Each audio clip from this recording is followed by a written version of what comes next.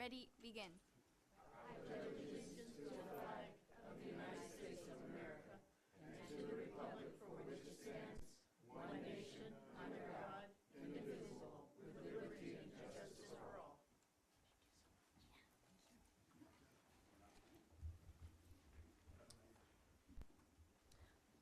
apologize. We will have prayer by Reverend Donald Thursby.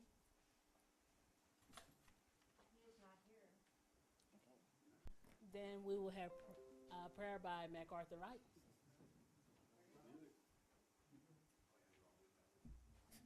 Let us pray. Heavenly Father, we thank you for just giving us the opportunity to come together, Heavenly Father, to discuss city business. God, we ask that you would lead and guide us, Heavenly Father. We would do what's best for this city, Heavenly Father. And we thank you now for your continued hedge of protection on this city, God. We ask that you bless our first responders, Heavenly Father, that everything will be good to go, Heavenly Father. And we thank you now, God, for everything that you've done, God, and everything that you're doing, God, in moving this city forward, Heavenly Father. In Jesus' holy name we pray. Amen. Amen.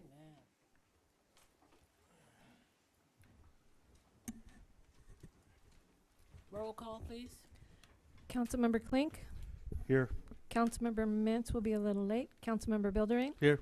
Mayor Pro Tem Wright. Here. Mayor Ogilvy. Present. Okay. There are no closed session announcements. Now, as far as changes to the agenda. Madam Mayor, just one change. We will be adding the presentation from Ms. Paulno on the presentation agenda. Okay, thank you. Announcements. These proceedings may be viewed on demand on the City of 29 Palms website at www.29palms.org. You may also live stream this meeting by going to our website and clicking on the meeting agendas link. Awards, presentations, appointments, and proclamations.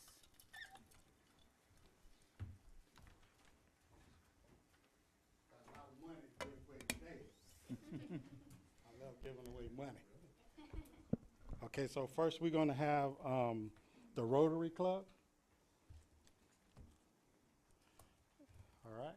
Thank you. On behalf of the city and Burtech, I want to present you with that. And could you tell us where you guys cleaned up at? Yes. Our Rotary Club cleaned up the area just to the west of the Split Rock. And it was a big area there where there hadn't been a lot of cleanup for a long time.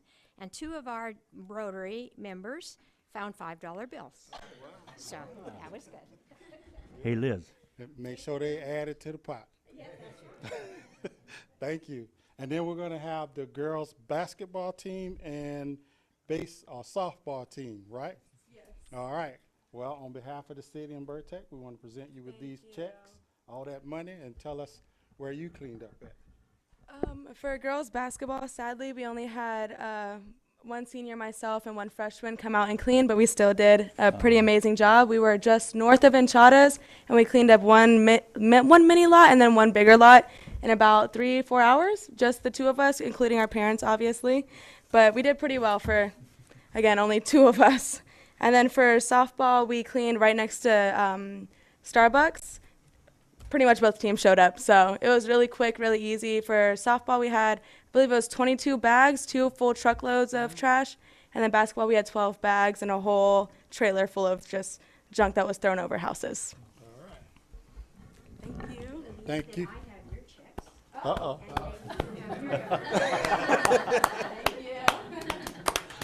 All right, then. I just give it out. And we have a proclamation of the City Council. This April is Child Abuse Prevention Awareness Month, and I'll be reading the proclamation. Whereas the tragedy of child abuse and neglect affects every community in California and touches the lives of far too many citizens, regardless of culture, ethnicity, religious, or socioeconomic levels. And whereas the threat of children's welfare is demonstrated by a steady increase in the number and the seriousness of reported cases of child abuse and neglect. And whereas if our children are to be productive adults, they should have the right to a childhood free from neglect, physical abuse, sexual molestation, and exploitation. And whereas it is recognized that primary prevention programs designed to work with children themselves, their parents, and caregivers within the community are successful in preventing first-time abuse situations. And whereas the observance of Child Abuse Prevention Month provides an excellent opportunity for all citizens to reflect on this tragic crime while rededicating themselves to taking an active role in child abuse prevention activities in their communities. Now, therefore, be it resolved that the City Council of the City of 29 Palms do hereby proclaim April 2022 as Child Abuse Prevention Month, Awareness Month in the City of 29 Palms, and encourages all residents to join with local community efforts in making sure that every child has the right to grow up in a stable, loving environment free of abuse and neglect. Safe, strong, and free. Mayor Carmelette. Proclaimed on this day in April the 26th, 2022. Thank you. All right. Council comments and reports of meetings attended. I apologize. How can I forget you? Yes. Hi, I know I'm short, but I'm still here. I thought it was so funny that the Reverend wasn't here because my dad, who is a Reverend, is sitting in the car because I told him to. Thanks, Dad. So what's been happening at 29 Palms? As most of you know, it's college acceptance season. Ooh, so I get to share with you all of the wonderful seniors that have been accepted. Oh, this way. Okay, there we go.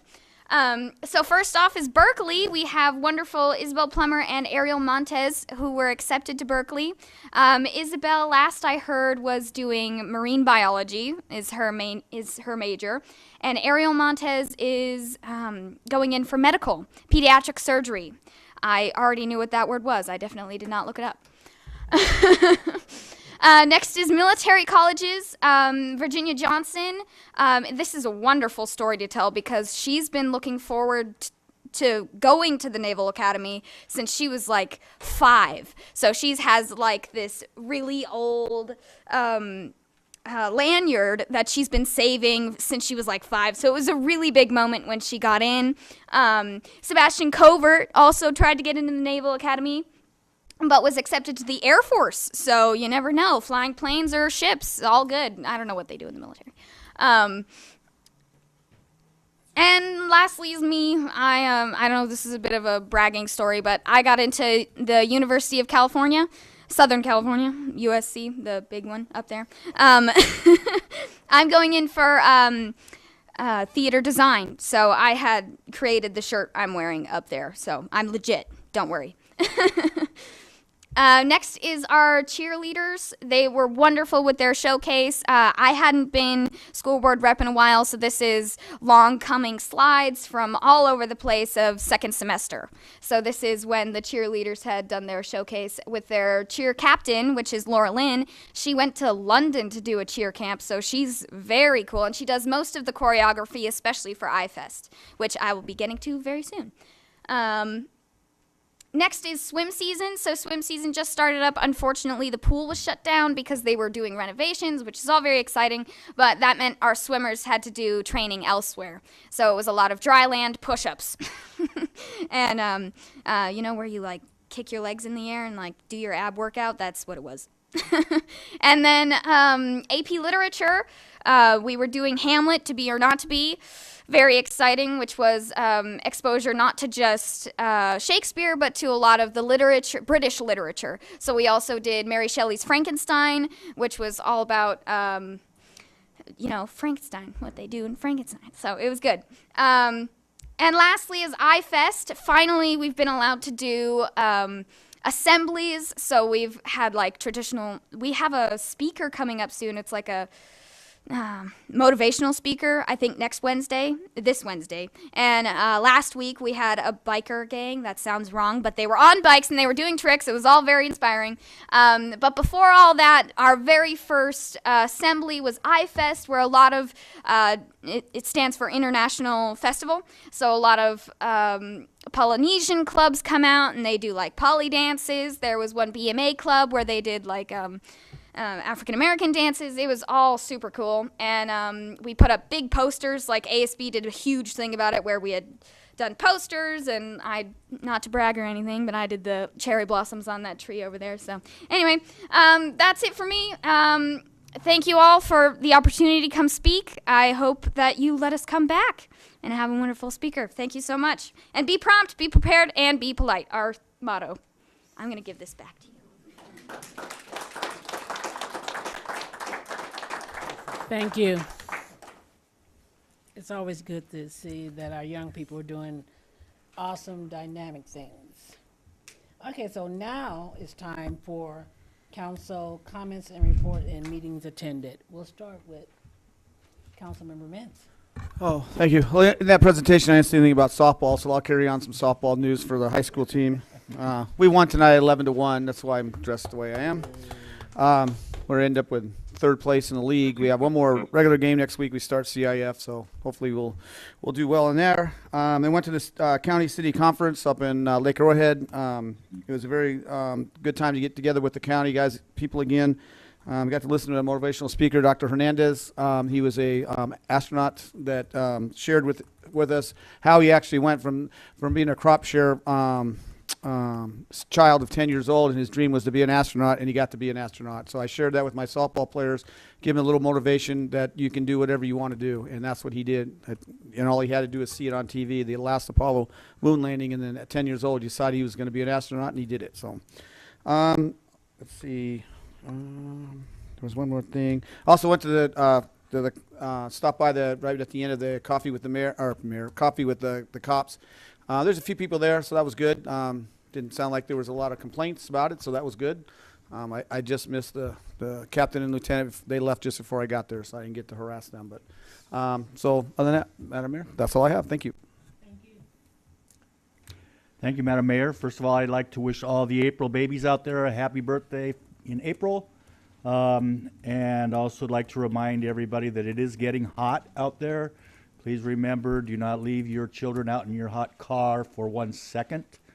And include your fur babies in there as well, because they cannot take that heat either. And drink lots of water.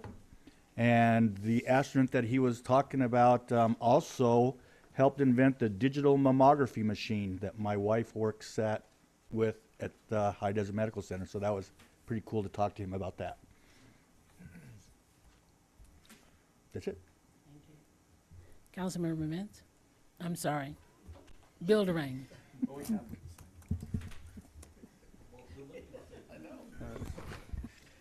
I have not attended any meetings this month. I've been chasing my daughter around, watching all her softball games before it all ends, and that's all I have.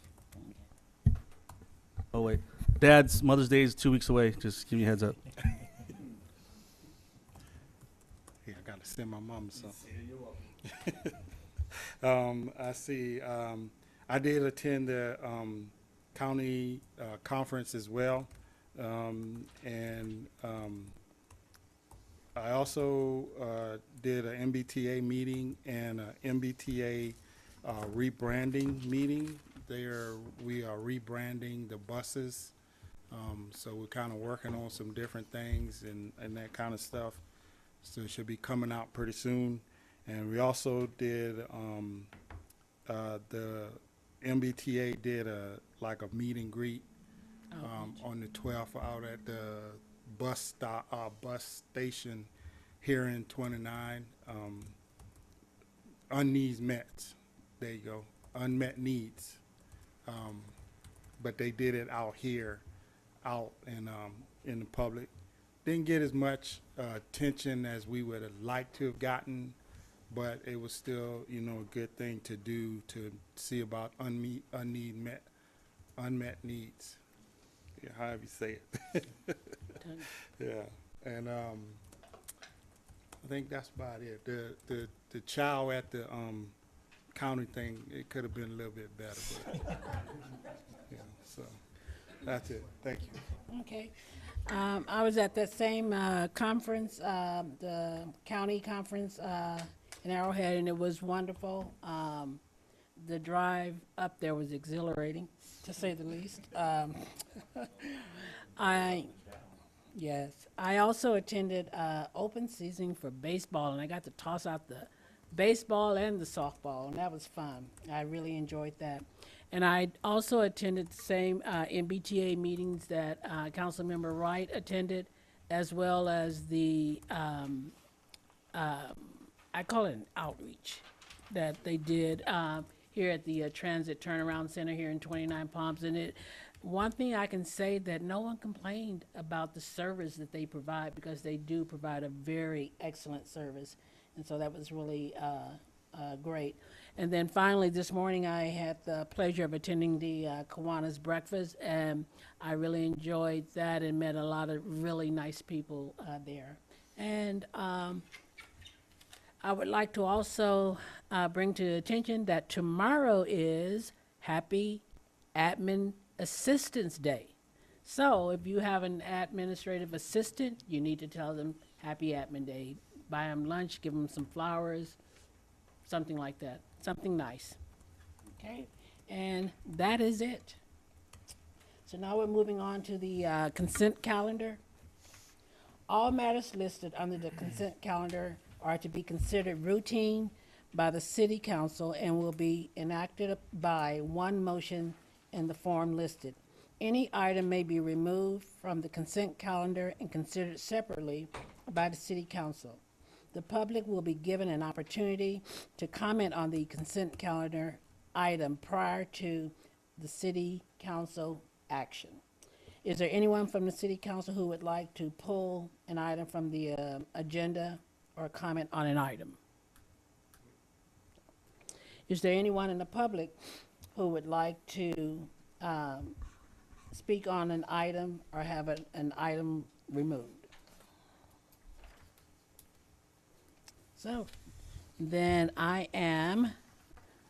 since we have no discussion, I'm looking for a motion.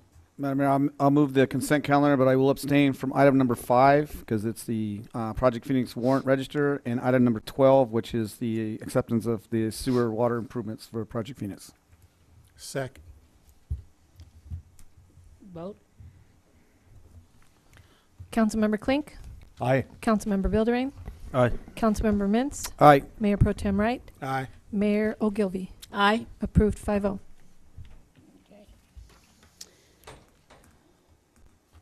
All right, next is our public hearing, and it's on the Development Impact Fee, DIF, and our city manager will be presenting it.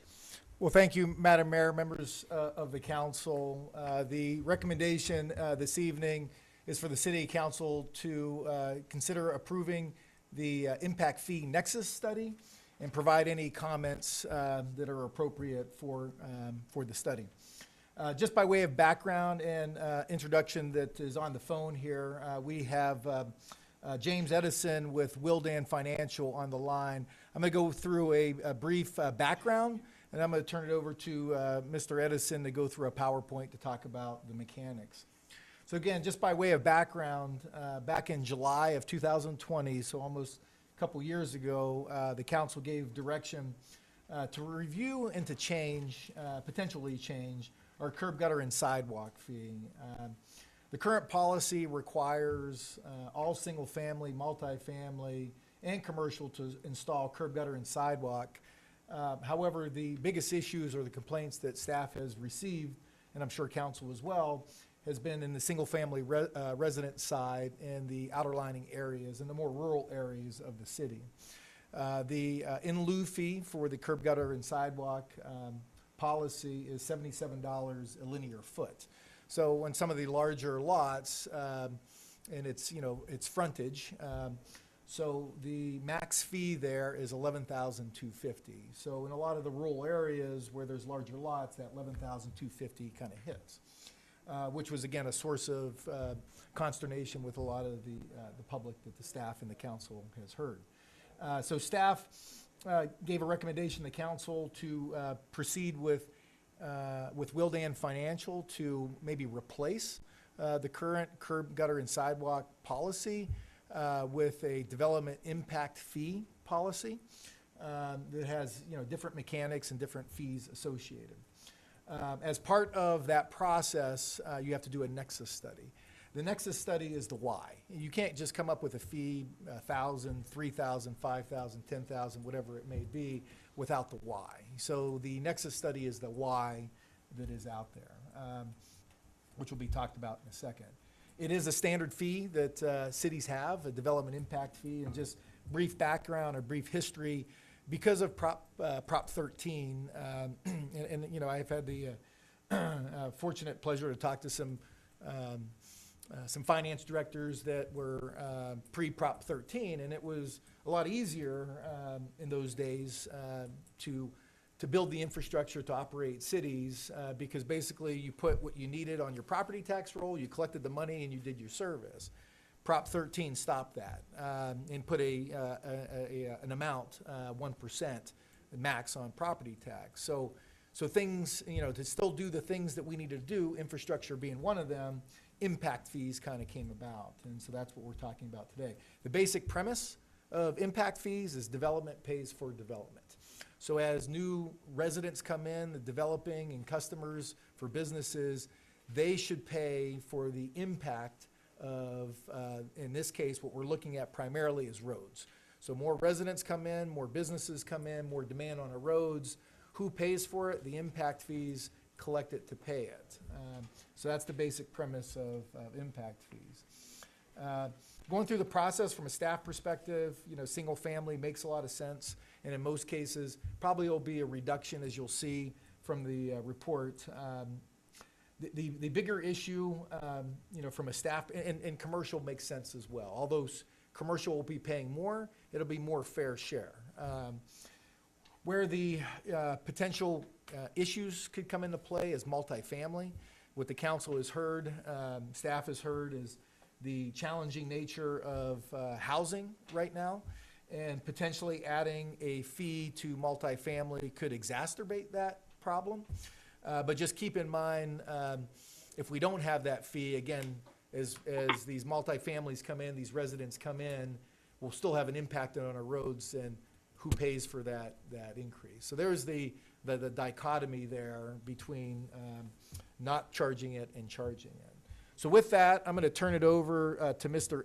Edison and fire up his PowerPoint here. And James, the PowerPoint is up. All right, great. Can everyone hear me?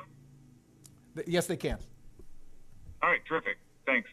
All right, so the first slide is what is a development impact fee? Development impact fees in California are governed by what you might sometimes hear AB 1600 or the Mitigation Fee Act. An important point to sort of build on what Frank said was that actually, you know, the whole point of these fees is they're mitigation fees. You know, they're not charges to sort of just collect revenue. They're really meant to offset the impacts of development. And the Nexus study itself establishes that relationship. So just sort of as an initial primer, if you will, so we're all on the same page. You know, what is a development impact fee? It's a one-time charge. It's only charged at usually a building permit or certificate of occupancy, but it's associated with new development. You're going to build a shopping center. You're going to build an apartment. You're going to build a house. As part of the fees you pay when you go to pull your permit, you pay an impact fee for, it can be a variety of things, one of them including, of course, roads or other sorts of improvements. It's a one-time charge. It's imposed at building permit typically, and it's imposed on all development projects within a defined geographic area. The reason we say that is because usually fees are charged on a sort of citywide, countywide basis, but you can have zones, you can have, you know, there's ways you can subdivide it depending on the infrastructure needs. You know, there is some flexibility here. We're, of course, contemplating a wider one of general applicability. And it funds facilities that are intended to serve new development. So, you know, the things you need as development comes along and impacts facilities, you build additional facilities in order to offset the impacts and maintain your level of service so you don't have a negative impact from development, essentially. You can go on to the next slide. So in terms of the Mitigation Fee Act findings, first of all, and these are really based on court cases, federal takings law. First, you need to show there's a need. The development creates the need for the facilities, that it creates the impact. Second, you have to show a benefit, that the revenues themselves will be used to benefit the community and offset those impacts. And then finally, you have to establish a rough proportionality, which means that you have to show that the amount you're charging for development is roughly in proportion to the impact that development's causing. And those are all parts of the calculations that are in the Nexus study we prepared. But those are really the sort of three key findings, that three key legal requirements you need to do the calculations to establish the fee. There are some other findings that you put in the Nexus study, the purpose of the fee, the use of fee revenue, some other things. Really, the sort of key is those need, benefit, rough proportionality are sort of the key calculations that establish that it's legal, and then also that it's fair, right? That everyone's contributing, and they're contributing in proportion to how much impact they create. You can go on to the next slide. So in terms of basic methodology, the work we've done to date is reflected in the Nexus study. We established existing development and future growth, because you need to sort of understand what's in the city now, what's coming, and the growth that's going to pay for development. You need to understand how much is coming and what is going to be funding the facilities, and also then understand that the facilities are proportional to that growth you expect. You identify a facility standard, which can be, in this case, it's sort of dollars of facilities that are invested in by the community. You just determine facility needs and costs. You have a CIP, which we'll get to in a couple of slides. You allocate the cost share to accommodate growth, which is you figure out what share of these facilities you identified are the responsibility of new development. And then furthermore, among new development, how much does each type of development pay? Because there's a fee for single family, there's a fee for different kinds of commercial. Each has a separate fee rate according to its own unique impact. You identify alternative funding needs to the extent there are. I mean, for example, in the case of transportation, you often have gas tax. And then finally, you calculate the fee by allocating costs per unit of development. And the unit development typically for residential is either per square foot or per unit, and for commercial is per square foot. You can go on to the next slide. So in terms of how we look at the facilities and who's paying for them, there's sort of three basic ways that we approach this. The simplest way, we can use something called existing inventory, where we look at the existing facilities in the community, we look at the existing the population, which is a combination of residents and employees, and there you have a sort of an investment per capita essentially, and we say, well, that same investment is going to be required as new development occurs, and so new development has to contribute essentially at the same rate as the community has already contributed. The second way, and the way that actually we're using here, is planned facilities, where we have planned facilities that are going to get built. Someone have a question? I'm sorry, I just heard a little feedback. No, please continue. No, okay, thanks. So in the case of planned facilities, there you've got a list of facilities you have to build, and then you have to figure out which of those facilities is the responsibility of new development or partially the responsibility of new development, and you do that same kind of allocation process.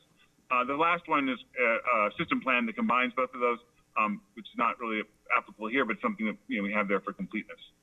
Okay, Frank, you can go on to the next slide. So first here we have the growth projections for 29 Palms.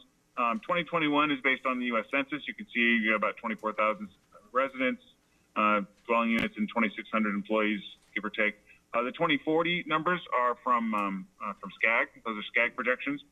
And the key number there is the increase. The increase is what we use, especially in the case of dwelling units and employment, to understand in terms of sort of future growth. That's the growth that's going to have to contribute its fair share to contribute to the facilities that are identified as needed by the city to accommodate growth.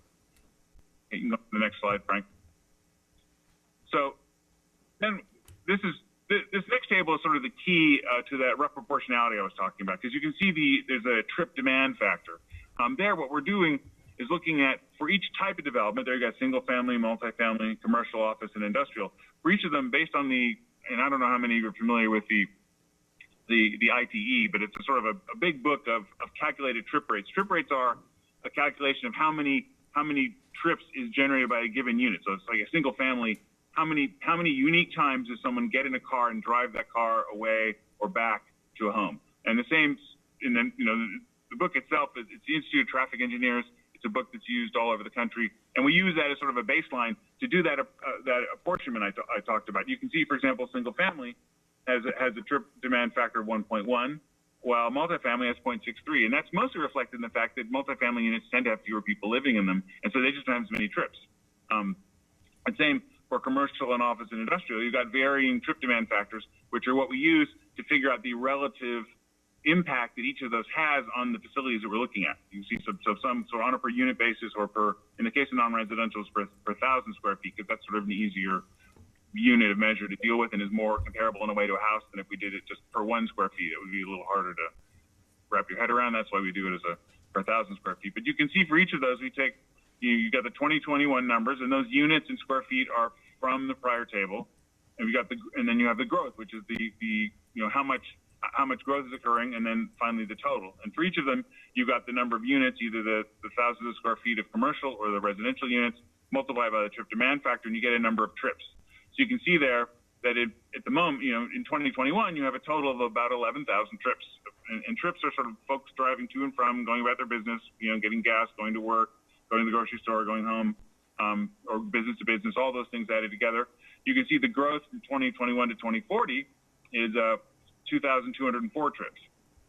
And then there's a little box around that percentage. So what we've done is, and then finally, of course, the total number is 13,000. But you can see the 2,204 as a proportion of the total is 16.5%.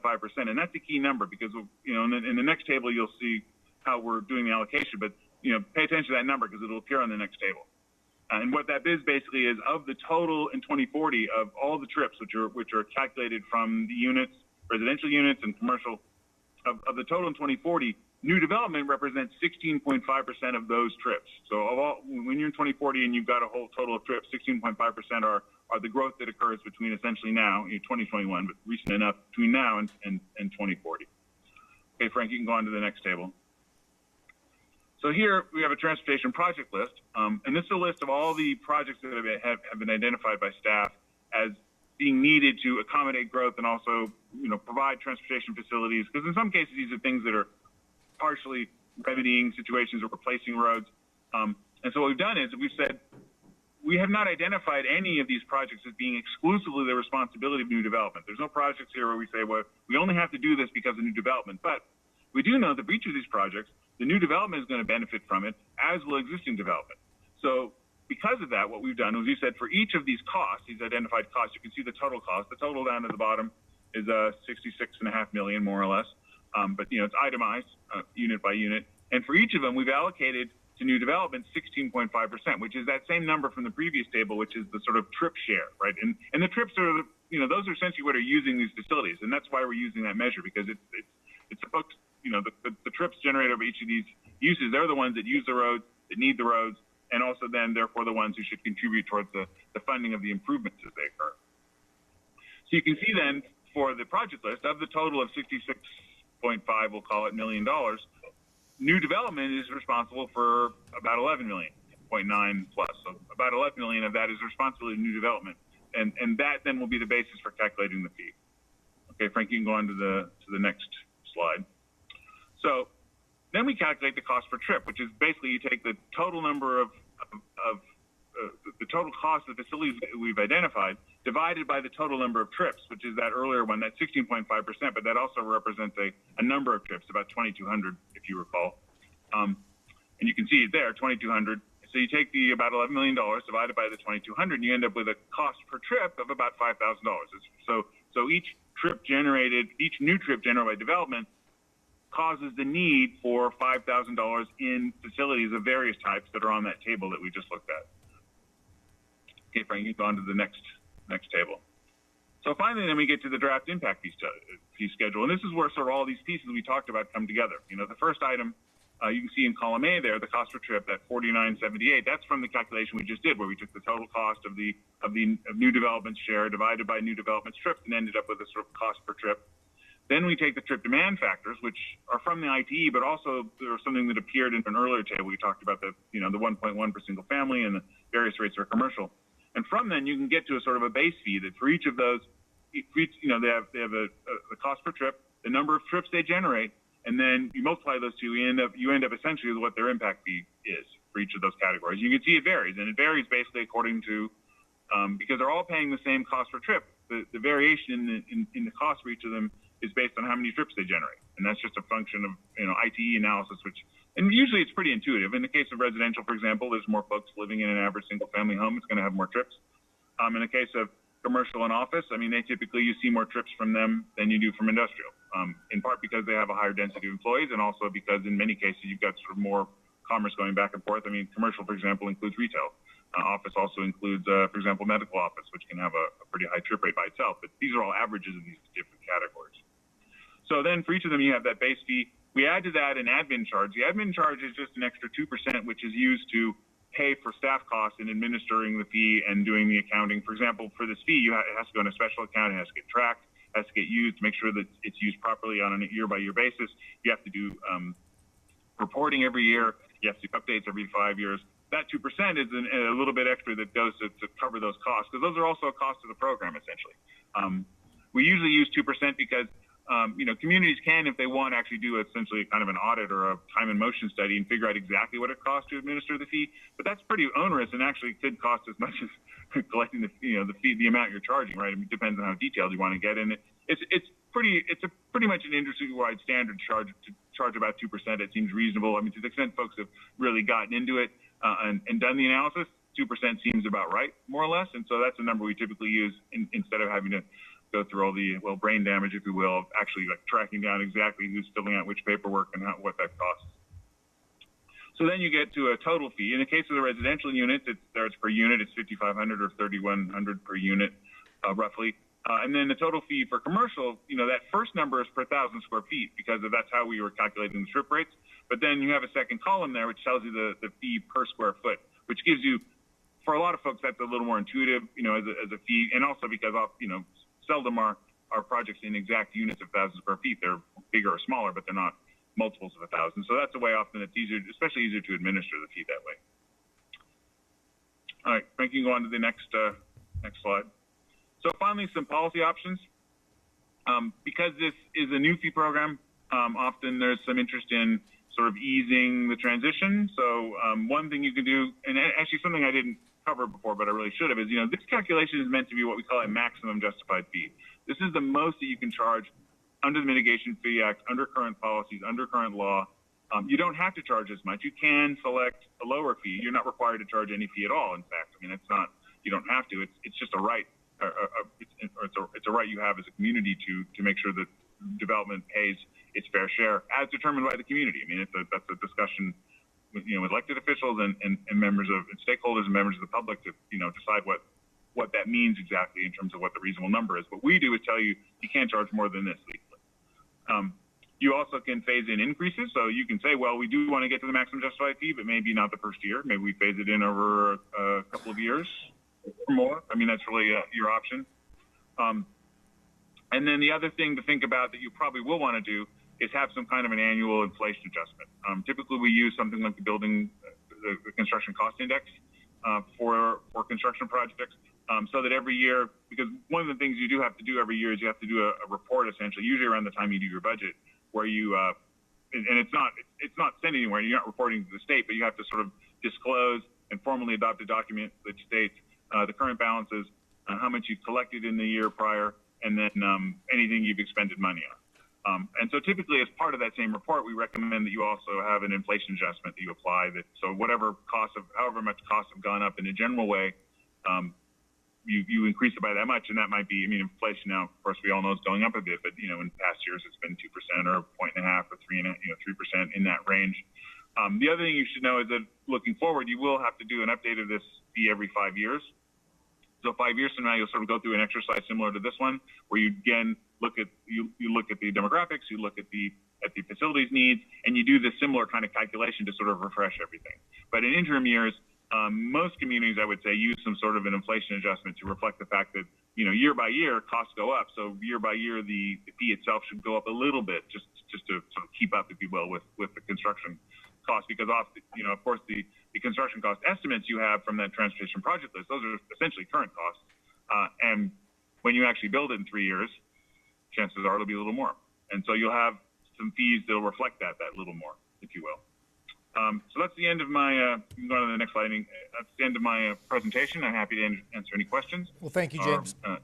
Yeah, thank you, Sure. James. So, yeah, bringing it back to council, if you have any questions or comments, staff is here to answer along with the consultant. Yes. The part about the multifamily, most of the time that those are duplexes, triplexes, fourplexes, the developer or the owner is going to make money off that.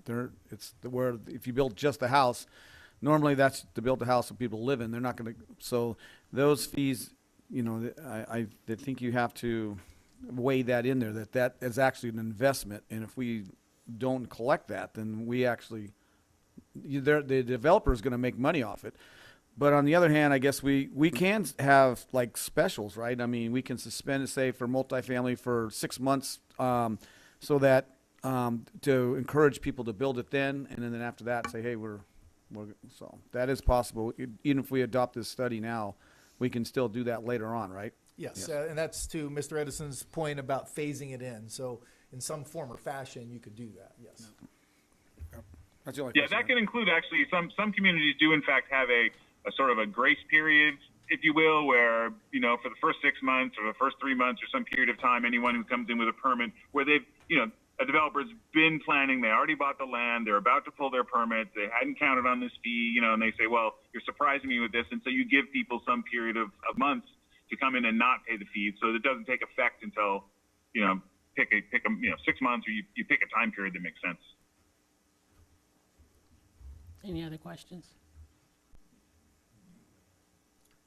Okay. Is there anyone in the audience who wants to speak? Yes. Public hearing. On this subject? Yes. Or open subject? On this subject. No, not on this subject, sorry. I apologize. Anyone else? Close it and bring it back to the council for discussion. Okay, then I'm looking for a motion.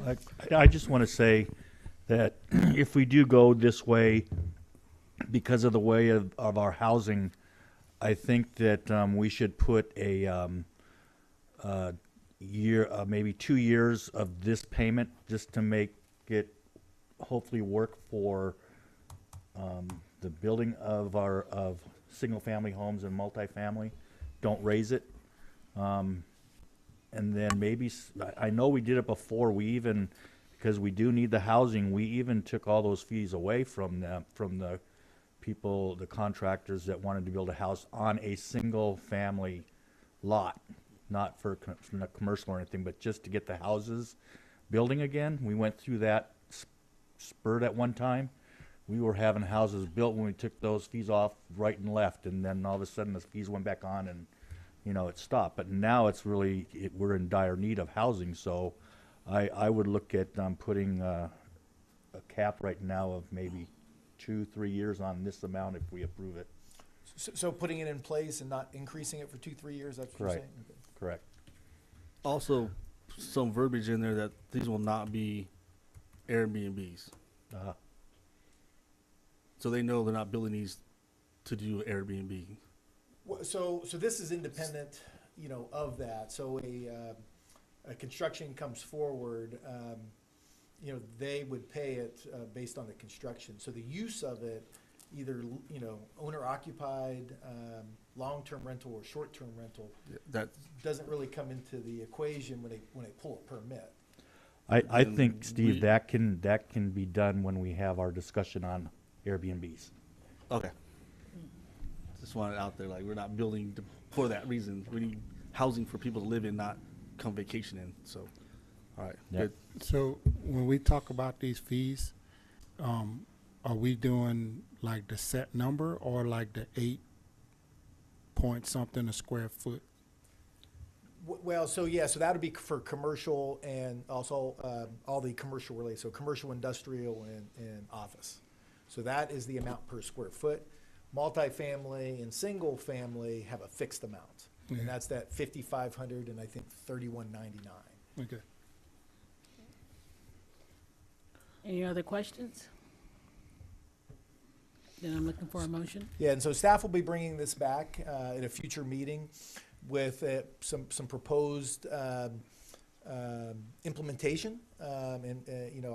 I think there may be an ordinance that has to come along with this, adjusting the old ordinance, which is the curb gutter and I think it's in the development code, the curb gutter and sidewalk fee, along with our fee schedule implementing this.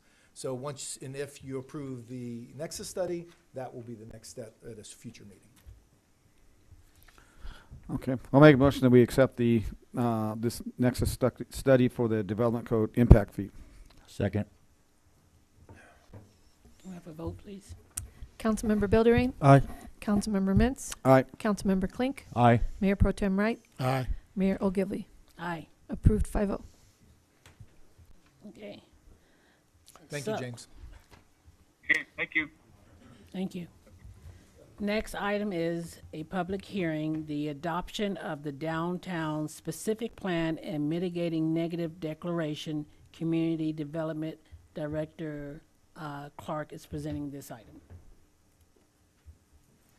Okay, thank you, Madam Chair. Next slide. There we go. Kind of hard to see with my old eyes here.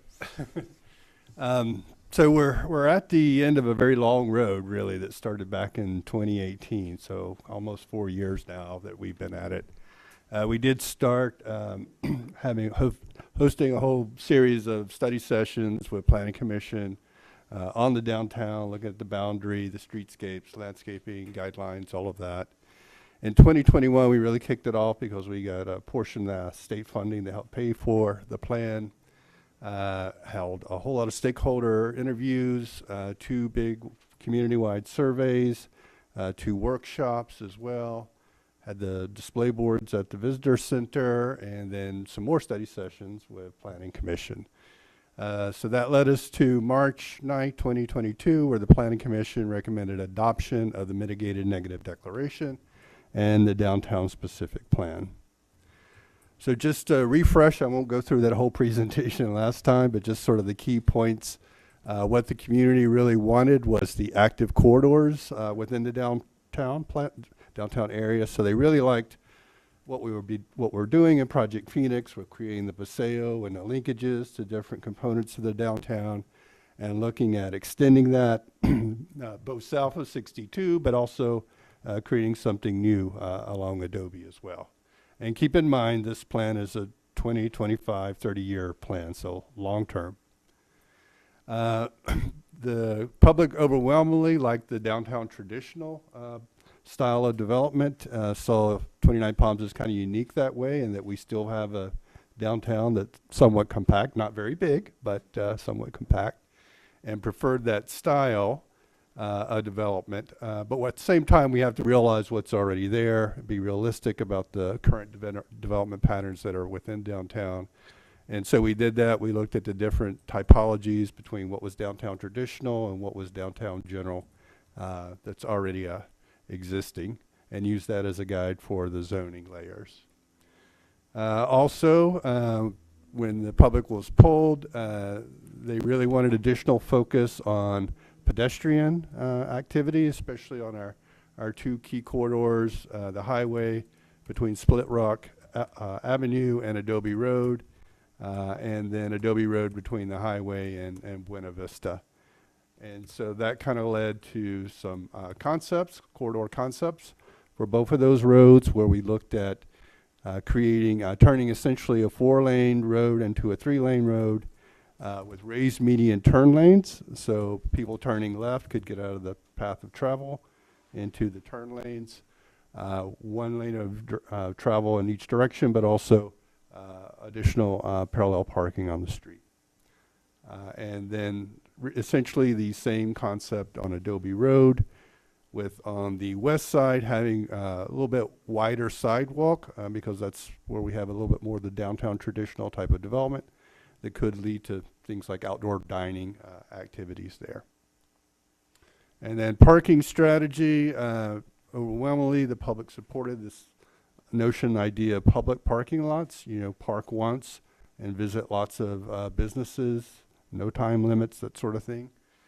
We've started that in the core, that are Project Phoenix, and looking to extend that in other areas. So that leads us to the plan. Before I kind of went through these First three parts, the background, the vision, and the elements. We also have a downtown action plan. This is a list of different projects that the city could do or the city could sponsor within that whole 20, 25, 30-year time frame. But the real key component, the new part, is the downtown code. So this is very much like our existing development code, which exists for the whole city, but this is a specialized code for just downtown. And so it includes two parts. One is the standards. These are the things you have to meet. And the other are guidelines. These are the things that it would be really nice if you did meet those. So the standards include things like zoning districts, the land use tables, setbacks, things like that, building heights, parking, landscaping, signage, and lighting. The guidelines deal more with architecture, form, massing, those sorts of things. So that leads us to our land use and zoning plan. Essentially, we've simplified what was there before. We went from 5 zones down to 4. The new one really is the downtown traditional zone, which is the core of our city. The other commercial is the downtown general. The residential zones really reflect kind of what's there now between residential, multifamily, and high-density residential. The really big change that we have in this plan is the 3 acres behind City Hall. So that goes from public to residential, the DR20, the high-density residential, which will enable the affordable housing project to move forward. So that's the really big change in the plan. So just kind of recapping that, downtown traditional really is inspired that historic pattern of downtown. You know, traditional Main Street walking development patterns. So some of the benefits of downtown traditional is reducing the setbacks so that the building can be built closer to the road and more of the lot can be covered with the building, and then reduce parking requirements, again, to create that walkable environment. Downtown general is more like the sort of commercial general that we have, but also some benefits there and the ability to do additional residential in those areas. And then these two residential districts really reflect what we have now with the residential multifamily and the high density residential, just some changes in development standards. So that's kind of a sort of a vision of downtown. This is a rendering that our planner and architect prepared of what downtown might look like 20, 25 years in the future. And with Freedom Plaza, we've already got a pretty good start to that look. So there are 2 clarifications and 1 change that I would like to request be made as part of this approval. One, that laundromats and cleaners be explicitly listed in the land use table. We have a category called personal services, and to me, personal services includes things like laundromats and dry cleaners and you know, barbers and things like that. But just to make it explicit to include it in the table, because we do have a proposal for a laundromat now within downtown. And the second one is really another clarification, lot and building coverage. The minimum there is 50%. The intent is to include patio space, outdoor dining, parking, and stormwater management in that lot coverage. So not just the building, but the things that go along with the building, especially the outdoor dining component. Want that to count towards. And then the change, and this is really being required by the state. We had in the table senior housing is listed as a conditional use permit. The state basically wants us to remove all discretionary approvals for any sort of multifamily. So we can still have basically reasonable conditions for site plan and design as part of the process, but we can't just have a discretionary approval for housing where we can just deny it. If it's consistent with the zoning and the development standards, then we have to approve. So that's the change that the state is asking, and so we would remove conditional use permit and just grant it as use permitted by right. And so our recommendation is to adopt the mitigated negative declaration and the ordinance, because this is an ordinance, adopting the downtown specific plan with the 2 clarifications and 1 change. and I'd be happy to answer any questions you have. Are there any questions from the council? Okay, now I'll open it to the public. Does anyone want to speak?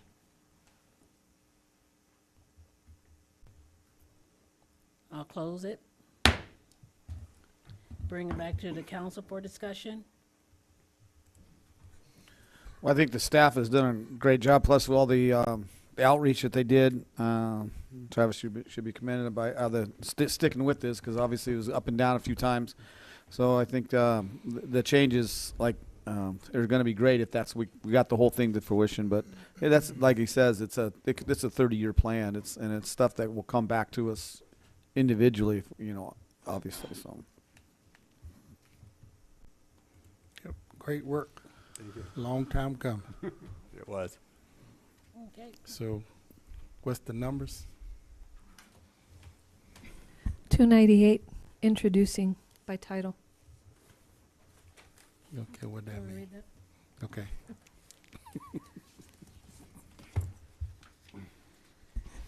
So it would be ordinance 298, an ordinance of the City Council of the City of 29 Palms, California, adopting the downtown specific plan and the mitigated negative declaration along with mitigation measures, and incorporating the downtown specific plan into the development code, with the downtown specific plan becoming specific plan number 6 and repealing specific plan number 2, the area of which is incorporated into the new specific plan number 6. That's my motion. Mac, you also got to include the staff clarifications in the one housing change. Yeah, I include those. And the change. Looking for a second. Second. There you go. Roll call, please. Councilmember Klink, Aye. Councilmember Mitz, Aye. Councilmember Bildering, Aye. Mayor Pro Tem Wright, Aye. Mayor Ogilvy. Aye. Approved 5-0. Okay. Discussion and potential action items. Contract code enforcement for weekend coverage. City Manager. Yes, thank you, Madam Mayor, members of the council. The item in front of you this evening is the recommendation from staff is that the city council will approve an extension with Southwest Security to provide private security to enforce our local rules on Friday and Saturday evenings. The time frame is 6 o'clock in the evening to 2 o'clock in the morning, indefinitely for $35,100 annually. He must have had some technical difficulties. I see he dropped off, but I just texted him if the council has any questions. But a representative from Southwest Security is available. But just by way of some background, so back in October this past year, back October 2021, the council wanted us to address, potential weekend disturbances for mainly, I think the impetus of that was short-term rentals. So council approved on an interim basis Southwest Securities on Friday nights, Saturday nights, from 6 o'clock in the evening to 2 o'clock in the morning. Also, during the same time frame, we had a VHR subcommittee, which I know Councilmember Mitz and Councilmember Bildering sat on, which we also enhanced our webpage on vacation home rental complaints.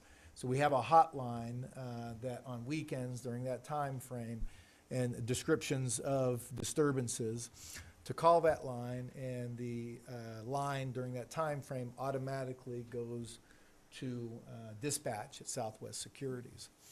And it's only at that time frame. We do put in here on the website that, clear at the end here, please call the hotline to report all complaints that need prompt attention or require immediate assistance. So if you go through the process and put in a complaint online, it won't be addressed until Monday, but if you actually call, then it will go to dispatch and it will be dispatched. In addition to them responding to disturbance calls, they do go around the city and check our facilities. And we are going to put an extra emphasis on Freedom Plaza, because The success of Freedom Plaza also brings in other issues, more congregation down there in places that people shouldn't be at, because it is a destination now. So we are going to put more focus, if council approves this continuation of the service, to focus also on Project Phoenix. We are not getting many disturbance claims. You know, we're getting approximately one a month. But staff does believe that this still is a good service and that we should continue that. It's a good insurance policy, if you will, if things happen. And just by way of example and comparison, if we didn't have this service and let's say there was a party at a residence over a weekend, let's say a Friday night, code enforcement's not working. So by the time we get to it on a Monday, it's after the fact.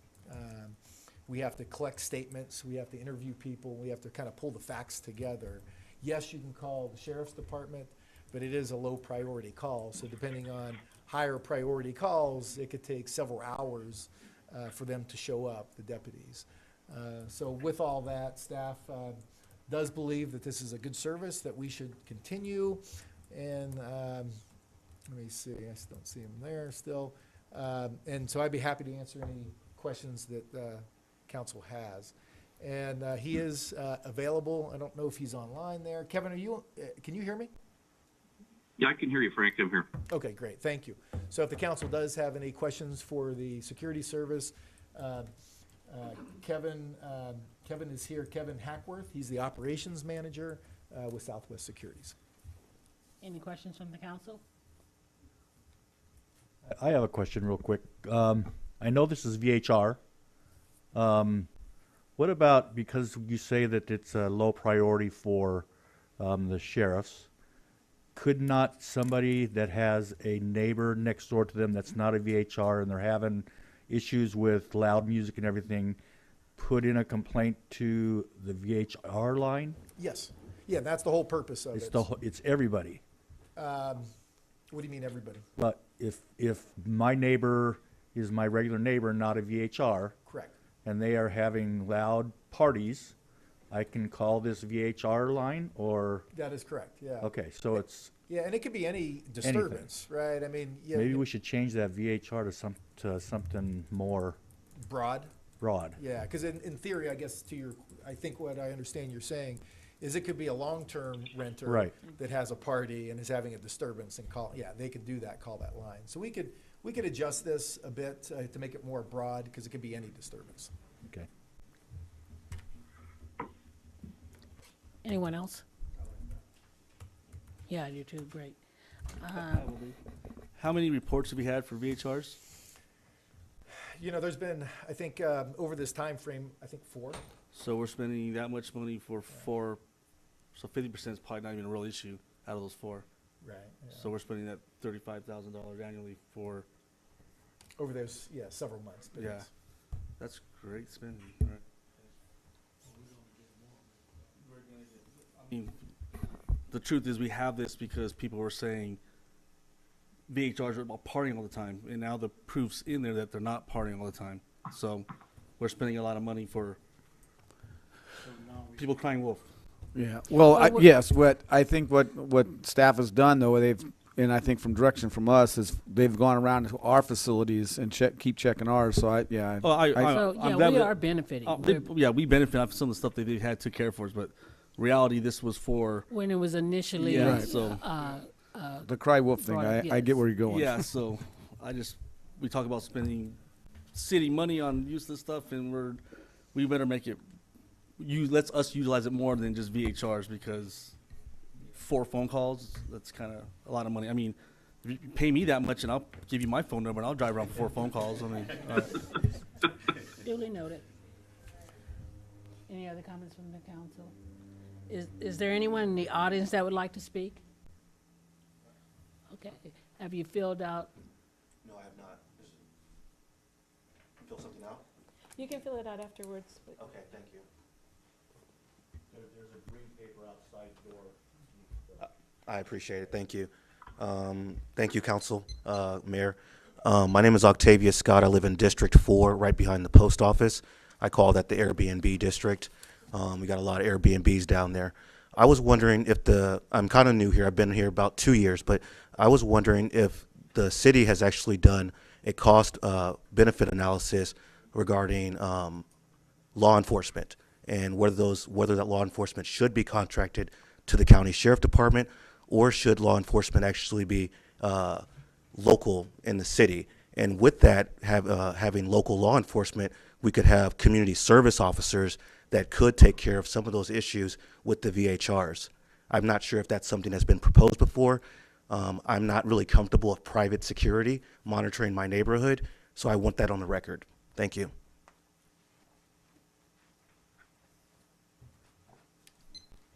Anyone else? Yes. Hi, my name's Tim Christians. I live up in the Indian Cove neighborhood. I'm not really sure what district that is. I filled out a form to speak on a different topic, but this topic, when I saw it online on the agenda, makes me curious, because if we're having so what is the authority that this rental agency has? Because I can throw a baseball up the road to this funky house up on Altaloma that I swear they said if you rent that, you have to party till 2 o'clock in the morning. Now on my road, there are vacations all around me. I mean, I don't think anybody there lives there but me and 2 people across the street. I think everybody else is either a renter or a vacation rental. So if this number exists and you can just call this number, then if you have a website that says, hey, we have a website, fill out this website, well, that's what people are going to do. Because we're going to, let's fill out this complaint form. But then city manager says, well, we're not going to address it till Monday when we all get back off our 3 days off.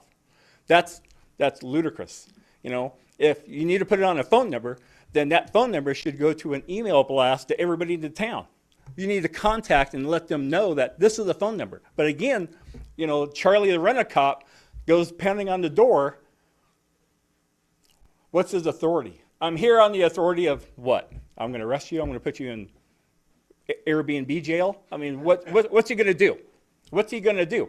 Because my next question is, because I haven't filled out the form for, is I got a 5,500 square foot house going in behind me. That's going to be a rental. So what are they going to go do to them? Hey, you guys, you know, came in from wherever you came from. Oh, shh. No. Hey, I'm a rent-a-cop, just like a mall cop. What are you going to do? Arrest me? No, you're not going to. So I think it needs to be looked at. And just like Councilman Bilderand said, I'll give you my phone number. I live up in the Indian Cove. If you want me to go knock on doors, I'll go knock on doors. I do it anyway, so because you'll hear about it when I fill out my form. But thank you for your time. I'm just curious about what's the impact of their authority. Thank you. Yeah, and that's a great question, Madam Mayor, Council. So the real benefit there, yeah, they don't have authority to as code enforcement or law enforcement. You know, they will try to, you know, knock on a door to say we have complaints about loud music, as an example. But the bigger issue, is they every weekend when they come back, they give us a detailed report. So if, you know, Johnny Vacation Home Rental has a big party there, and they can't eradicate it because they don't have that permission, but they will get the detailed report of it. So again, back to the other analogy, it's a he said, she said thing. Nobody is there because code enforcement doesn't work on weekends. Now we have a report. So Travis and his team on a Monday can be writing citations, and if it becomes a continuous problem, move towards revocation. So it's a documentation process, probably more so. You know, they will knock on a door to, you know, we've got complaints about a large party, but their authority, you know, isn't from a law enforcement or code enforcement. The real benefit is on a Monday, now we got a full report with pictures and everything to justify fines and revocation, if it so be. But so they don't contact the owner of the Airbnb once they get the complaint, if they get the phone number. So what we have here on the complaint line. So on the bottom it says call the hotline to talk to the dispatch if it's an immediate issue, correct, on the bottom? Yeah. So, but through the process, what we have here is call the owner first. So part of the ordinance is, hey, if you're having an issue, call the number on the The little sign, okay. right? Because I think it's within an hour. Yeah. Supposed to respond within an hour. So they have to respond and fix the problem within an hour. But if it doesn't get fixed, Who's they'll calling that turn- number? The complainant. Not the security when they show up and there's people acting crazy They go straight to that. and they don't have no way to calm the people down. They can't call that number and tell the owner, like, because that's how we penalize them, right? Because I'd hate to find out on Monday that I had 2 nights of partying and get double fined for Friday and Saturday, and no one ever told me. I could have went over there and squashed it Friday night or booted them. Go there and find out they broke the policy and the contract and send them home. So we can give them that direction, the security company that direction, when they get a call, go there to try to resolve the issue. But also, as you're there, you see the telephone number there, call the owner. Yeah, give them, Yeah. all right. So we can make that as part of the direction towards Southwest Security. I think that's a great idea because some of these signs are way up there by the front door and you cannot see that sign. And that number by the front door, I think it should be out farther to where people can I see thought the it. signage was supposed to be in the yard and not. Well, it's supposed to there are be, some that don't even have them up now. Prominently displayed, I think. Well, if they don't have them up, they're probably not a licensed one. That's another problem we're dealing with the unlicensed ones too, so. If I may inject, there's also some sides in the Indian Cove area that they just pull them out, they hide them in the backyard, and then they bring them back out when they're done partying. So, the signs need to be hardened in. Sorry. Yeah. And one of the things too, over and above this, obviously this is just security, but as the new policy comes into effect, I think it's going to be in front of the council May 10th. Higher fines are part of that. So these things that we're talking about now is not going to be the $250, $500, $1,000 fines. As proposed, it'll be $500, $1,000, and $2,000, I believe. So the fines are going to be increased to make it more punitive for the bad actors. I think they should be. I just need for this much money, I want security to contact someone and get it resolved right then and there, not on Monday morning. Sure. And also, I don't want conflict. I don't want someone to walk up and try to find the sign, and then the party comes out, and then the guy gets beat up because they know what they're doing. He's gonna call the cops, or so. Yeah. So Kevin, do you have any comment on that as far as your interaction with Sure, Yeah. sure, and thank you for having us talk on this. And Jason, our president and CEO, apologizes for not making it tonight. He has a personal family emergency in San Diego he's dealing with. But these kind of issues we deal with all the time. We get a loud party call. We're out there. If it is loud, we'll go up and make contact with them and ask them to turn it down a notch so that there isn't any more complaints. And if they don't comply, we contact the local law enforcement, whether it's the sheriff's department, police department, whatever it is, whatever city we're in. And we request them to come out. At that point, we usually get a little faster response than the citizen gets if they are just calling and say, hey, there's a party next door. Usually once we get to the point, we say, we've been out there twice. We've asked them to shut down. They've got open containers out front. We have a little better rapport with them. Just in the way we're reporting it, sometimes we get a little more attention and we get the sheriff's department out there a bit sooner to shut it down. But to Frank's point, we're a great third party. We're a disinterested party that's documenting this and to support those fines. Also, the city has provided us with a sound level meter, so we'll actually stand out at the street and take a sound level metering of the party and document that as well. And that goes towards your documentation on your fines and helping control this. Thank you, Kevin. So Kevin, I have a question.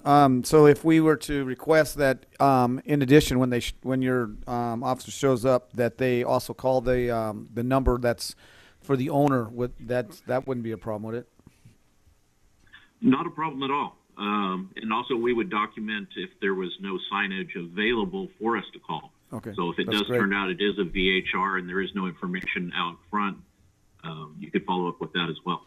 Because on the VHR placard, the owner's Well, numbers there? Their contact, yeah, so not necessarily it's the owner, it could be their representative. Okay. so. Okay. Any other questions from the public? And one other thing I think is of importance to this, to the cost issue. So assuming that the policy, the new policy, the updated policy for vacation home rentals gets adopted by the council on May 10th. One of the things that staff will do in addition to that is, again, very similar to the development impact fee where development pays for development. So we're going to look at all these costs and accumulate them all from processing. There's a lot of processing over in Travis's area along with this and other costs associated with it. And then we're going to recalculate our fees, our permit fees. We can't make money on permits. You know, it's a fee, not a tax. So we can accumulate this. And so we would, you know, just by simple math, right, we would take that $35,000, divide, you know, just one piece of it, divide it by the vacation home rentals, and then they would pay that within their permit fees. So the permit fees more than likely will increase because of this and other costs associated with it. Anything else from the council? The verbiage indefinitely or indefinite? Yeah, yeah, so we won't be bringing this back to council for individual approval. You know, we had it temporarily, now we're bringing it back now, but it'll be part of the annual budgeting process, you know, and in theory, in some years, you know, if vacation home rentals is way down, you may choose, because of revenue purposes, not to, you know, renew it. So all of our contracts that we do have a 30-day cancellation, you know, within all of our contracts.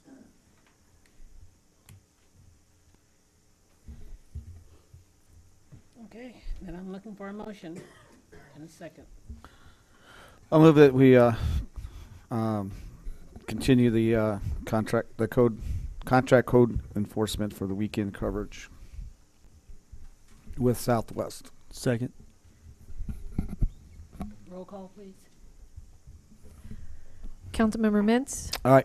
Councilmember Klink, Aye. Councilmember Buildering, Aye. Mayor Pro Tem Wright, Aye. Mayor Ogilvy. Aye. Approved 5-0. All right, next we have our city sewer project engineering. City manager, please. Yes, thank you, Madam Mayor, members of the council.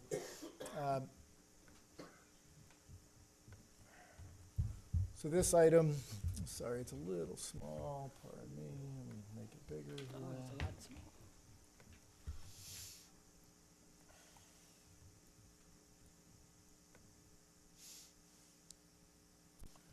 Okay, thank you, again, Madam Mayor, members of the council. The recommendation from staff is that the city council approve the scope of services to complete the final design for phase 1, which is the trunk line and the collection line, along with phase 2, which is the trunk line, for furtherance of the city sewer project, and authorize the city manager to negotiate and execute a contract in the amount of $1,883,200 with NV5. Just by way of some background, staff currently, along with NV5, is in the process of preliminary design. That is that money that we received from State Water, along with environmental. And this September, this year, NV5 and Terra Nova, another one of our consultants doing environmental, will have those respective reports complete by September. So that was the first step of the process, to get preliminary design, to get environmental. As discussed before, we need to be shovel ready to be able to access the funding at State Water. Again, just by way of background, State Water has been allocated with budget surplus to the tune of, I think, $1.5 billion, I think, approximately. And what they've done is allocated of that $635 million to septic to sewer projects. Of that, they whittled it down a little even further. $350 million of that is for disadvantaged communities. But you have to be shovel ready to be able to access that funding source. So we have to be shovel ready by next summer. And so we've been working with NV5 to augment their contract to get final design, and that's the attached scope which is in your staff report. Also today, just in case the council has any questions, we have Vicki Bridenstine here with NV5 if council has any questions. The scope of this is for the collection system and not the treatment plant. This phase is what we're talking about today is only for the plumbing, if you will, is just for the collection system. The treatment plant, and actually it is out on the street right now for bidding currently, for qualifications, I should say, for another contract for that. But the feasibility study that is complete shows the treatment plant should be in the lowest point of the city, which is, at least as the preferred site, is Amboy and Adobe Road. But that is a separate task. So today we will be talking about the collection system. So this scope is mentioned phase 1 and a portion of phase 2. So phase 1, talking about that first, is a trunk line along with a collection line. So a trunk line, hence the word trunk, is that main line collector that will ultimately bring all the sewage down to the eventual treatment plant. The collectors are those collecting lines that go into the trunk that bring it to the plant.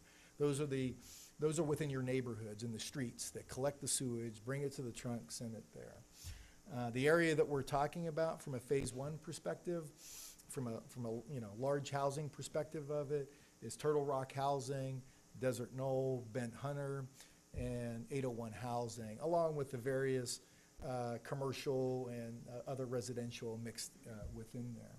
In addition to that, within the scope, we're going to run that trunk line down to Project Phoenix or the downtown area. Won't have the collector lines yet. That'll be, we will, if we are successful with any capital improvement project, we'll keep on building upon that. But this is the initial off-the-ground approach to it. Why we ended there was really more for budgeting purposes. We only had so much money to be able to design and to ultimately have an amount that we can potentially get through that grant funding. So we've kind of shrunk the project down to about $75 million in totality. And so that's why we are presenting what we're presenting. This task is fully funded through grants. And the city continues to augment those funding. I know the Mayor Pro Tem met last week with Senator Feinstein's office to look at additional funding for that. Again, the goal is to get shovel ready by next year, and there are some tasks that we need some additional funding for, and we continue to work with them. Also spoke with Assemblymember Mays today, and again, just working with all of our various partners, both federal, state and local, to get all the resources needed to be shovel ready. There are some additional tasks, as mentioned, outside of what we're talking about today. And again, Ms. Bridenstine is here if you have any questions with MV5. But outside of what we're talking about today is mentioned the wastewater treatment. So we put on the street an SOQ. It's a statement of qualifications. So it's not a bid. But it's a qualifications. The reason you do that is you don't want the lowest bidder to bid something that is very critical, right? You don't want just some company to give the lowest bid out there. So you look at qualifications. You want somebody, then you negotiate afterwards. So we have that on the street, qualifications. We want to see somebody that can design our plant to 30%. And reason 30% is ultimately we will go out for a design bid, so you don't have to, fully design that plant. You will only design it for 30% to be able to go out to bid. The collection system, different story. You got to fully design that 100%, and that's the process that we're going through. In addition, the other tasks that are in front of us is a capital finance analysis, potentially using Willdan Financial, as we heard about earlier. This is in their wheelhouse as far as space, to look at things if we don't get 100% of the financing, grants for the project, things like an EIFD, which is an Enhanced Infrastructure Finance District. So looking at our tax base, the city's tax base, not the residents, the city's tax base, to see, and it's a new form of redevelopment. So look at our tax base to leverage, just by way of example, if let's say we get 65 million out of a $75 million project, we'll look at the EIFD to see if we can finance $10 million. So we'll be going through that analysis. Also looking at other grants, again, just for that potential delta that is out there. along with, potentially assessment districts and other forms of funding. So that's another task that's out there. So the wastewater treatment, the capital finance analysis, and an owner's representative. So again, very similar to Project Phoenix, as the council is very familiar with Charles Abbott and Associates, which was our owners. They were our city engineers. They're part of our city. They're working on our behalf, along with Tilden Coyle, which is the project managers and the construction side of it. I know numbers. I know Councilmember Mintz knows that I can't really swing a hammer and not know too much about swinging hammers. So we need people on our side that are experts in the field, that are an augmentation of staff. So we will be looking at owner's representative, somebody that can be on our side of the table as engineers or proposing solutions that, we critically look at that from our side of the table. So those are 3 steps in the process that we still need to bring on outside of what we have here in front of you this evening, which is only that collection and trunk line design. So with that concludes my staff report, and I'd be happy to answer any questions. Good. In the staff report, there's a map of, Yep. could you put that up, please? Sure. Could you mention the lowest point was Adobe and Amboy, but it's actually on the map. It shows that they're talking about Amboy and Desert Knoll is where they were talking about the plant, which is not right on the main corridor. But you can see the lines is obviously where it's high density and it's right down in the middle. Yeah, it's not right on the corner, but just for geographic purposes, I usually refer to that. No, I know. I was just for the public. If they heard that, they'd be like, Right on "What? the corner, There's a yeah. right on the corner of an Amboy and Adobe, right across the street from Navy Fed." So, but it's down the road from there. But as you can see, it's where Project Phoenix is, where it's high density, right in the middle. It's not everywhere. So I just want the public to actually see this. That it's not. This isn't. We're not piping the whole city. It's right down the middle where the high density is what we're talking about. Any other questions from the council? Okay. Anyone from the public would like to speak?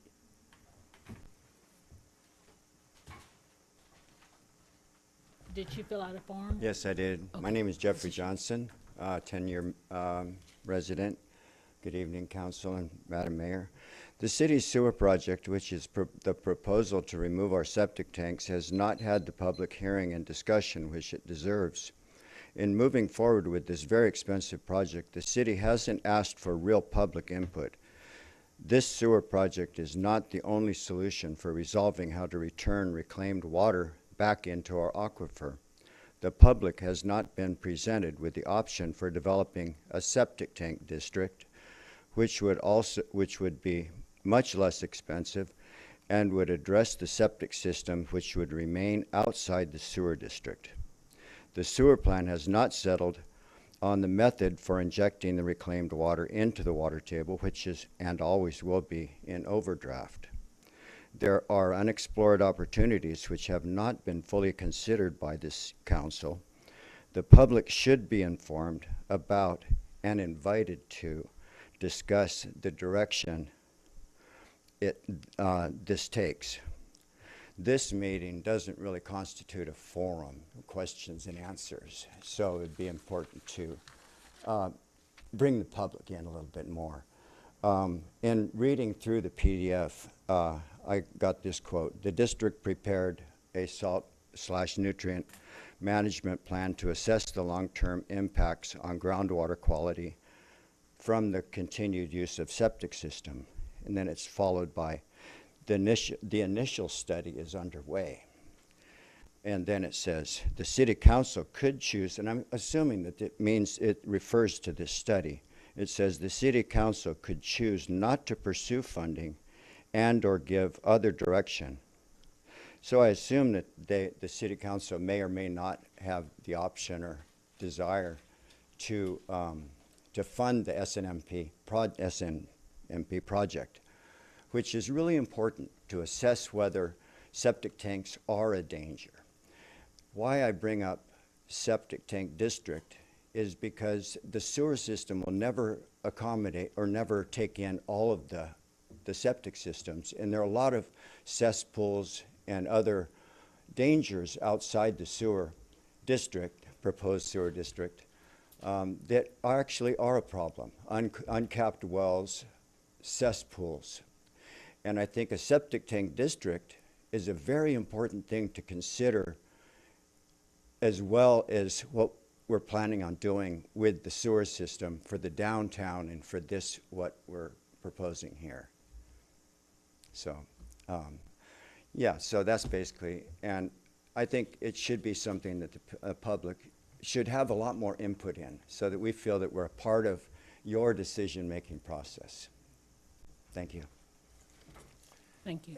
And Madam Mayor, one thing that's a great point, and one thing I didn't mention is, as far as future tasks in front of us, one is outreach.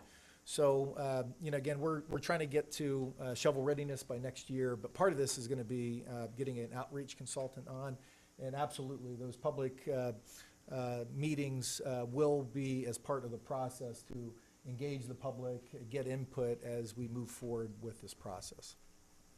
Thank you. Is there anyone else from the public?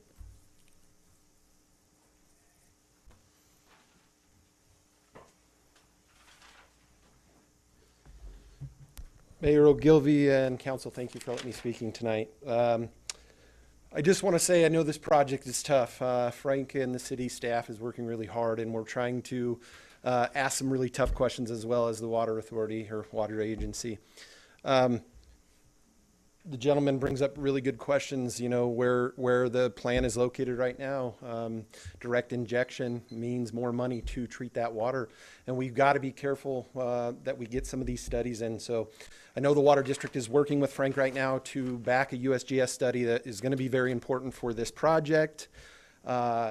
Doing some kind of septic master plan or a septic district is really important. Continuing to monitor the groundwater. And I know we don't want to push this project down the street. We understand in a disadvantaged community, grant funding is hard, and there's money there now. But the approach, still some of with our constituents and our customers are like, are we jumping the gun a little bit? I would say no, you know, we support sewer. You know, the Water District is here to help because sustainability and protection of groundwater are why we're sitting here. I mean, should be the main reason why we're sitting here. The focus of where the treatment plant is at currently, I've questioned, because I would love to see it on the main corridor. And Frank and I have had this discussion. I'm really interested in getting Corolla on board to have another sewer expert that we can talk to. I know MV5 does a great job. It's no dog on them, but I think Frank does need somebody in the room as the liaison. So as a water district, you know, one of the other things that I want you guys to know is that I do hear a lot from the public that says, man, we're not getting a voice. And I always tell them, come to our meetings and come to your meetings. That's the only way you get a voice. So I appreciate when the public stands up and talks. Some of the anticipations that you guys also should be a little bit aware of, and Frank and I haven't really spoke about this, but the anticipation that the district is going to start the process for implementing some more drought regulations.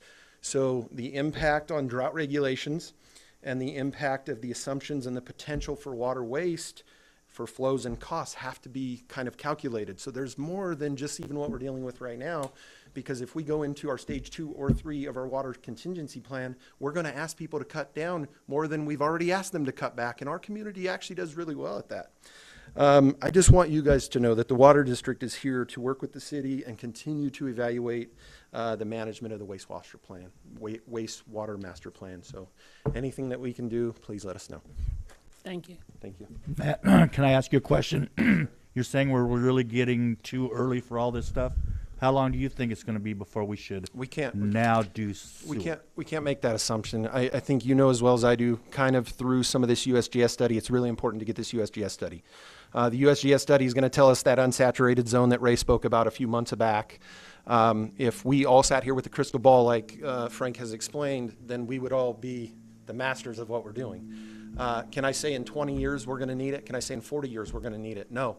Always being proactive is a good way to look at it, but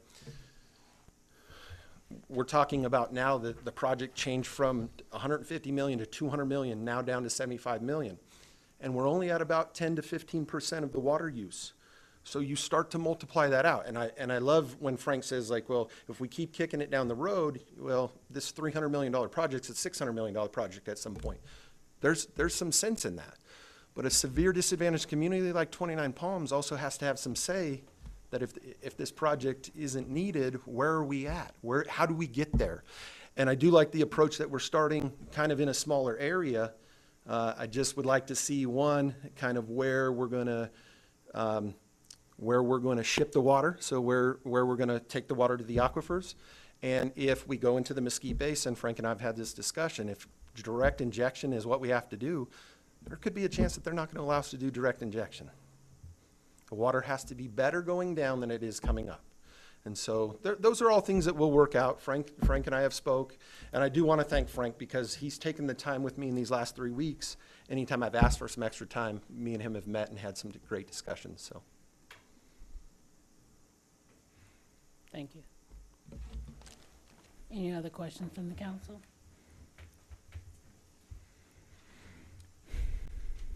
Okay. Then I'm looking for. How often are we going to have when is this outreach going to be available? So, hearing from the council sooner rather than later. So we've engaged with a few firms at this point. We just haven't kicked it off. This was a big step because to be shovel ready, we got to move now. So kind of been focusing on that. If that's the desire of the council, we can, kind of focus in on the outreach because we are kind of queued up for it. We just need to assign the contract. So hearing that, I'll make that a priority. Okay. I'm looking for a motion. Okay.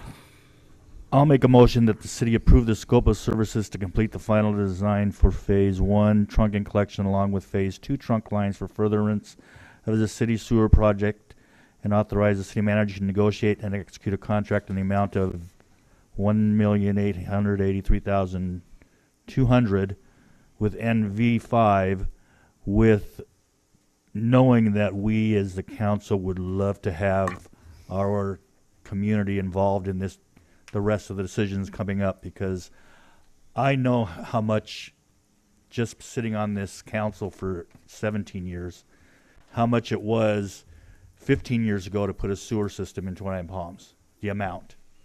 It was very little compared to what it is nowadays. And that price is going to keep going up. And if we wait too long, the community, I hope, realizes that they're going to pay it. And if we get like Yucca Valley and the Colorado people say, you got to get it in now, we're going to be right in the same place as Yucca Valley, and I don't want that. And I don't want to keep saying it's a 200 million and then it's going to be 600 million in 10 years. Where are we going to get that money at? If we can get it now with the making it a smaller start than what we would like, but just a smaller start for the trunk and all that, I think we should be we should be good to get the rest of the grant. I'm hoping to just do that part and then go from there at that small amount, 75 million. I'll second his motion. Roll call, please. Councilmember Bildering. Aye. Councilmember Klink. Aye. Councilmember Mintz. Aye. Mayor Pro Tem Wright. Aye. Mayor Ogilvy. Aye. Approved 5-0. Okay. Now, future council initiated items. Does anyone from the council have anything that they would like to add? No, I don't want to add anything, but can I have an update on the shopping carts? Because that's been on there for quite a while. Yeah, so we're accumulating some of the data there, evaluating some staff time associated with it. So I'll report back to the council on timing of that coming forward in a future meeting. I don't have anything then. Okay. All righty, with nothing else said, then public comments. This is time for the public to address the city council on issues within the jurisdiction of the city council that are not on this agenda. All comments must be directed to the city council and shall not consist of any personal attacks. Members of the public are expected to maintain professional, courteous decorum during their comments. There is a time limit of 3 minutes per person. If you haven't already done so, please fill out name and address slips and give them to the city clerk. The city council is prohibited by state law from taking action on any or discussing items not included in the printed agenda. Public comments on specific agenda items will be deferred until consideration of the item on the agenda. And we have Jude Brooks.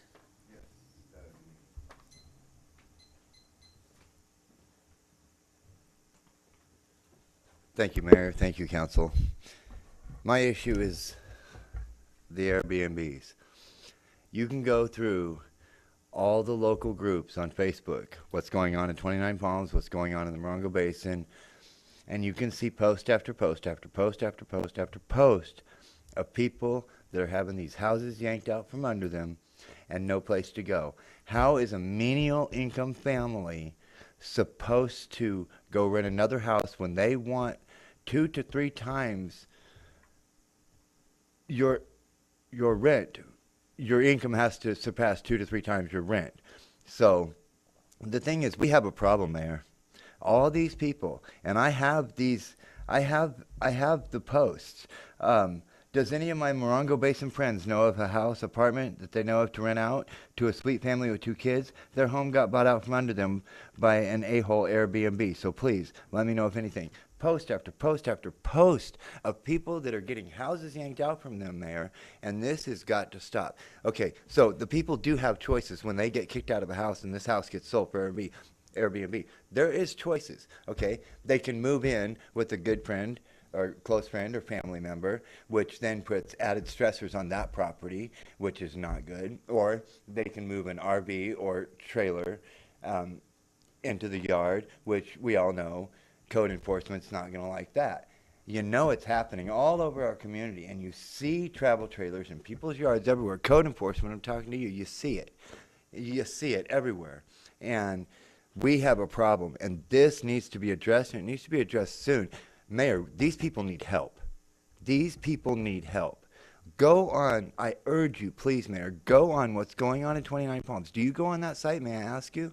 Do you go on what's going on in 29 Palms? No.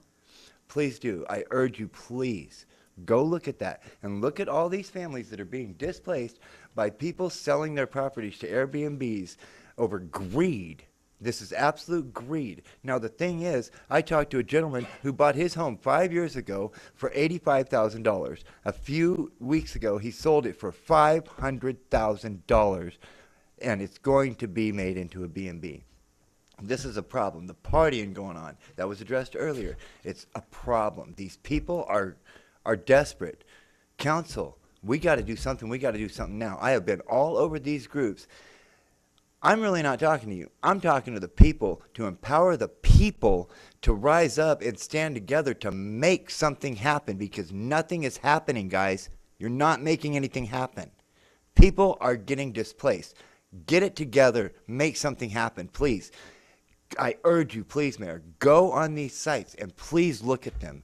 Understand this problem and how bad it is. We are desperate. We are desperate. Thank you, Council. Thank you. Mayor. Okay, and Timothy Christian.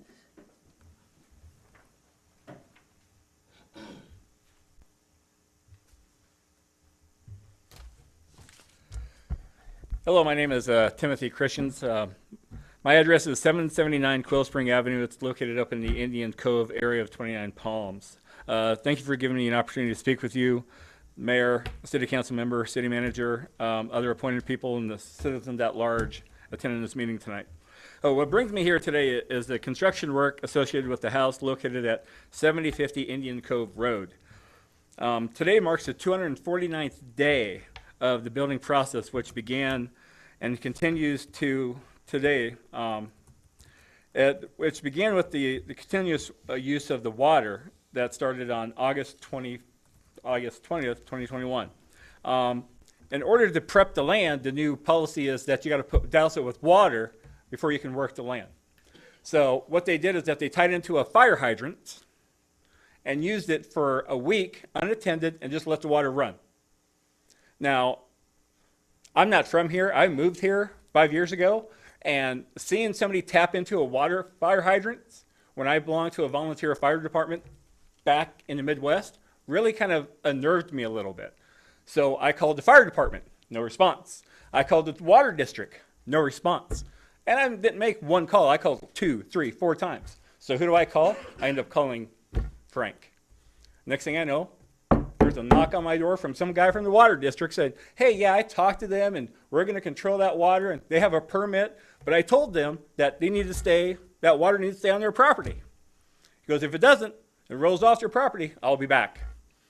So me being me, I go knock on the house of the water next door to this house. They've been flooded 4 times.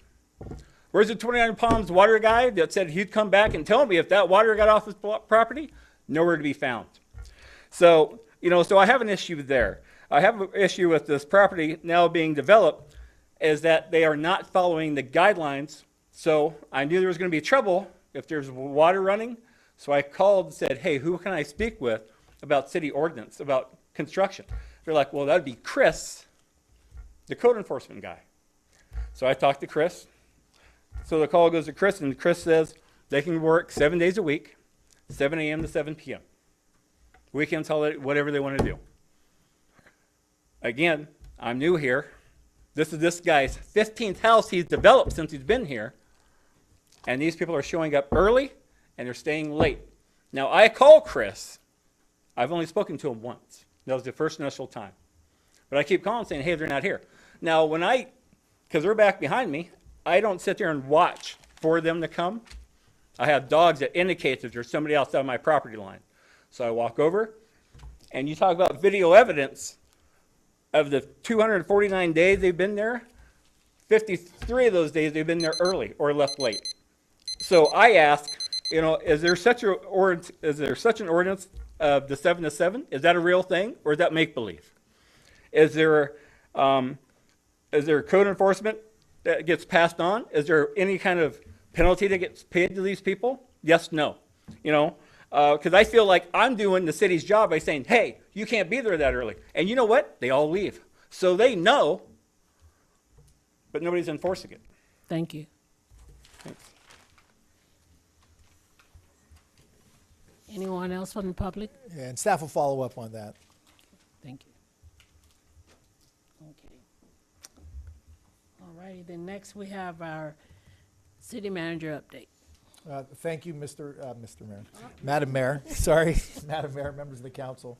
And to address Councilmember Bilderrain's earlier question, so James, the guy from Wildan who was talking, emailed him as he left after your question about can we do something different for Airbnbs as it relates to development impact fees.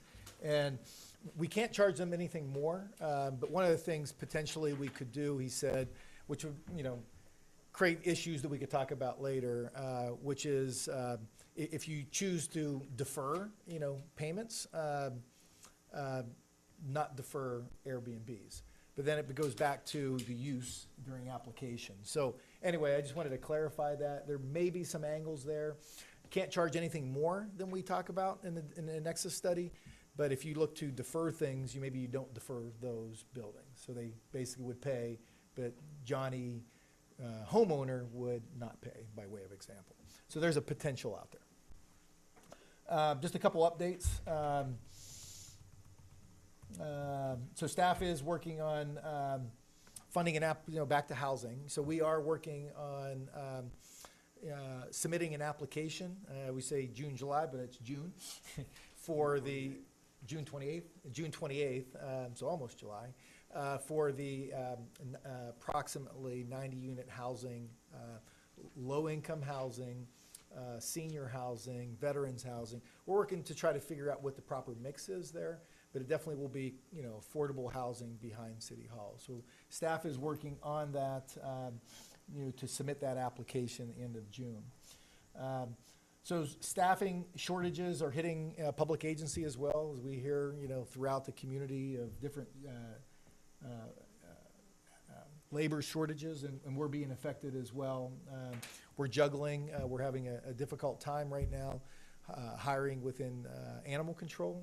So it's making impacts to Travis's department and code enforcement because we're juggling. So it is a real issue. These labor shortages also affecting the city as well. Staff is also addressing a sewer issue in Project Phoenix. So Monday, just so the public and, council is aware, we're going to be putting some, non-lethal, non-toxic gas, smoke in our sewer lines to figure out where the odors are coming from. Obviously, smoke rises, so we'll be able to see where it's at. So we've talked to Chief Tuttle to let the fire department know, but just want to let the council, and we're going to let the owners know as well. So if you see smoke coming from the Project Phoenix area, don't be alarmed. We're just testing the system to try to alleviate those smell issues. As we had today with a youth representative at the council meeting, we are going to work towards continuing that. It's one of the mayor's goals is try to get some of our youth engaged in our civic activity here. So that will hopefully continue as we move forward. Staff's still working through the process of the funding source for the low-income housing on Elm Street. There's a whole process. There's current residents there. We can't displace them, so we're kind of working through that process very methodically with the funding source. So we've bought the property, we own the property, but we're working through that process. So anyway, that's all of my updates. Thank you. Meeting's adjourned.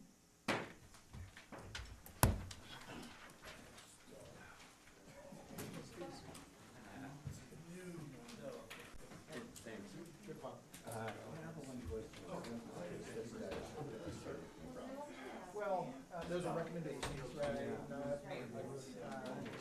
And so from the monitoring side, that is